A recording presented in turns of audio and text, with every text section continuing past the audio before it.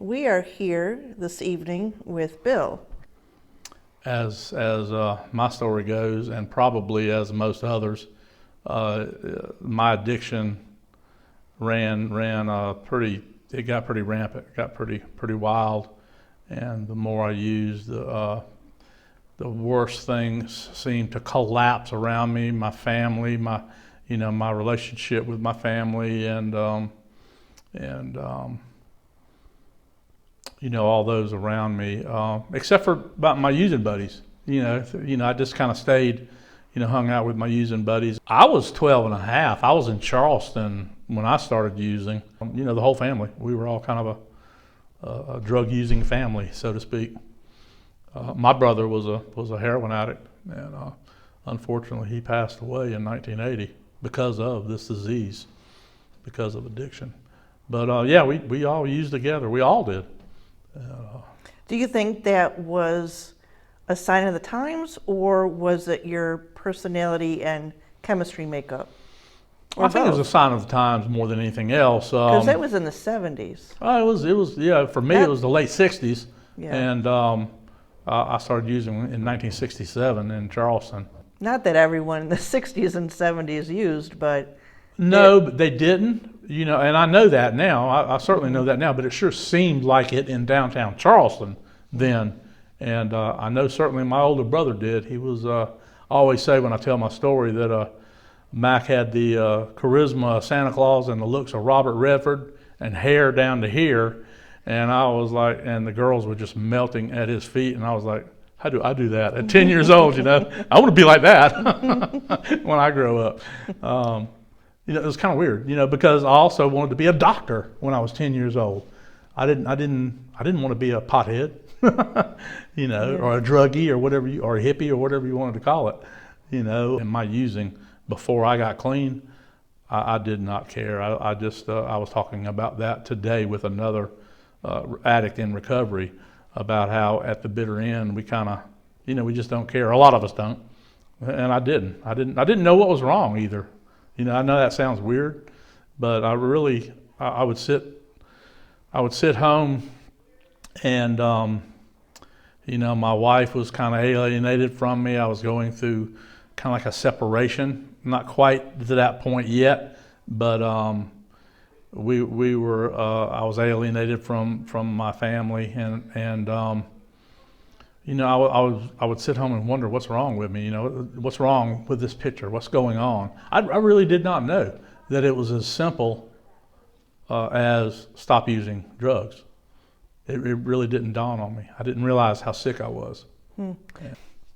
When I got clean, the first time around, which was around 76, somewhere along in there, I got clean for 7, 8 years, something like that. I didn't hang around with folks that got high because I just didn't. It just I knew about it was kind of like it was built in that innate the people, places, and things that Alcoholics Anonymous and Narcotics Anonymous talk about. People, places, and things, and I knew kind of innately that if I hang around with these people, I'm gonna get high, and because like I said, I'll be honest with you, I enjoyed it. I had a good time. At first, it always led though to devastation and heartache and pain. The longer I stayed clean, the more my faith developed in the Lord. That I really, I'd been coming to so many meetings, and my faith just kept growing exponentially, and I knew that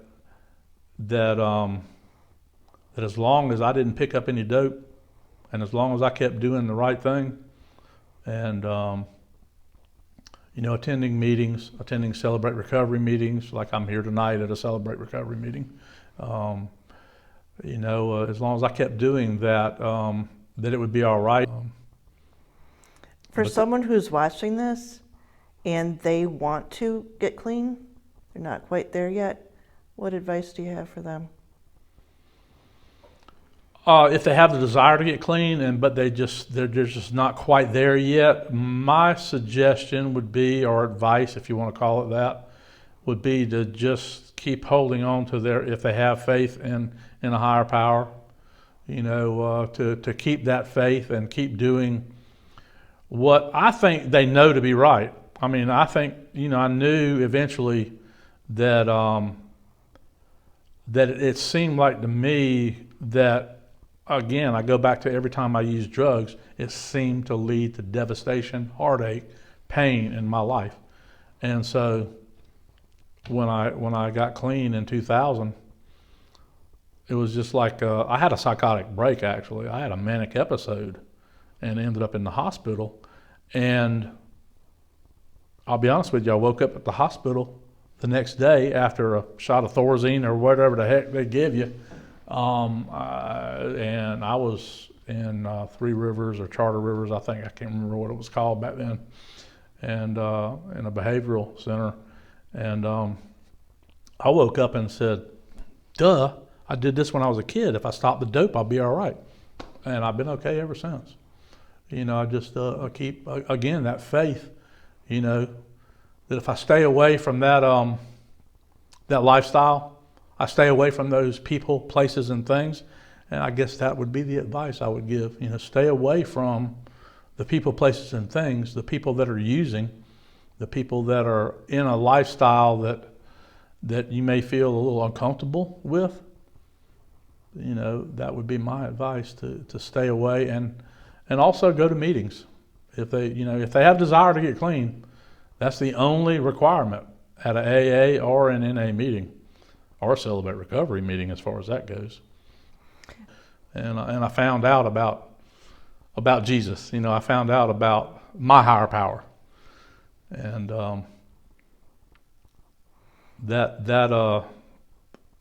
I struggled at first with a 12-step program because I didn't hear anybody talking about Jesus. But eventually I understood what that was all about. It's basically a program of attraction. They want people to get help and get better and get off the drugs first. Then you can start working steps and find out about a higher power. You can find out about a Jesus or a Buddha or whatever, that teaches you that might not be the way to live. It certainly, I've certainly found out that that's no way to live. I'm on the road to freedom, as they say. What kind of advice would you like to give to a family member who has someone that they love who's out on the streets and they're considering bringing them back in to the family, into the home? What's your first step, do you think, that they? If I would suggest to anyone that has family members that's struggling with drug and alcohol addiction, I would really suggest going to like Al-Anon meetings and finding out more about addiction.